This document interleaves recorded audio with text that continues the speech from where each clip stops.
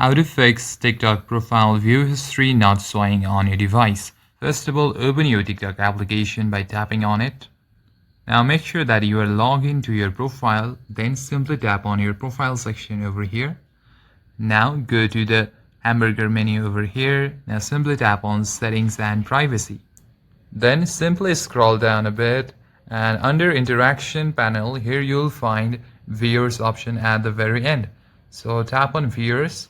Now from here you can easily turn your viewer history and see who viewed your profile in the past 30 days and which followers viewed your post within 7 days of the post date.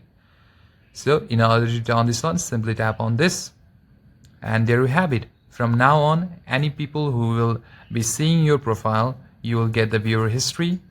To see the viewer history, go to your profile, and under share there is an step icon called, so simply tap on it, and here you'll be finding your entire profile history. And that's it, guys. Thank you for watching this video. If you find it useful, then please consider liking and subscribing to the channel. I'll see you in the next one.